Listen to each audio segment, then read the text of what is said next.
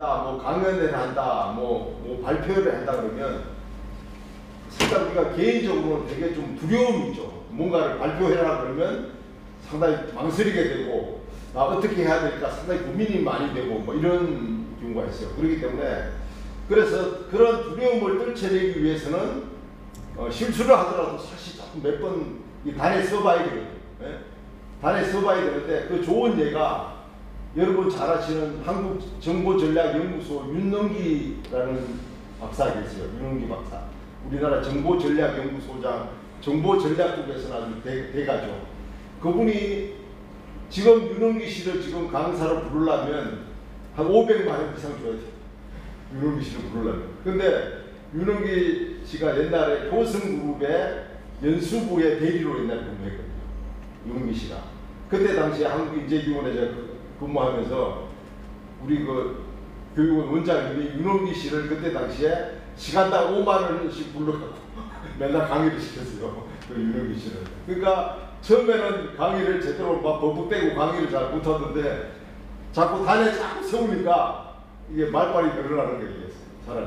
그래서 그분이 이제 미국 가서 그런 정보 전략 교육받고 뭐 이러면서 우리나라 이제 정보 전략 부분에서는 아주 대가가 되는 거죠.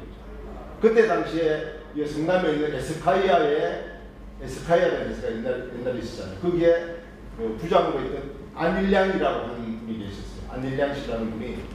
그분도 이제 그 정보 전략 쪽에 강의를 하는 분이었는데 그때 당시 윤능기 씨하고 안일량 씨 두 분이 이제 그 정보 관련돼서 강의를 했는데 안일량 씨는 이제 좀 약간 좀 그렇게 뜨지를 못했고 윤능기 씨가 그렇게 이제 뜨게 된 거죠. 뭐 그때 당시에는 80년대, 90년대, 2000년대까지만 해도 우리나라의 유명한 강사진이라고 하는 그때 당시 김동길 교수, 뭐 김형석 교수, 뭐 동대 그 박근호 교수, 뭐 그다음에 또 뭐 박춘식 교수, 뭐 이런 우리나라에 그다음에 뭐 안병욱 교수 이런 분들 옛날에 아마 기억하실 거예요. 안병욱 교수 이런 분들이 옛날에는 그 교육을 많이 이제 하러 다녔죠. 그래서 제가 그런 분들 이제 모시고 이제 그런 교육 같은 걸 많이 이제 하러 다니고 이제 하다 보니까 옛날에 가만 보니까 그 강사들을 옛날에 기사가 다 태워서 많이 다녔어요. 기사가. 그러면 기사들이 이제 강사를 모시고 가서 기사가 할 일이 없으니까 2시간 동안 강의를 듣는 거예요. 그래서 2시간 동안 맨날 그 기사 모시고 다니는 강사 운전기사가 강의를 오랜 시간 듣다 보니까 나중에 그 기사가 강사가 되고 그 기사가 나중에 그러니까 그런 사례들이 되게 많아요. 그래서 강의라고 하는 것은 뭐 학력도 중요하고 배움도 중요하고 뭐 학위도 중요하지만 경험이 더 중요하다. 저는 그렇게 보거든요. 그래서 우리가 아무리 머리에 지식이 든 게 많아도 이 표현하는 건 사실 한계가 있거든요.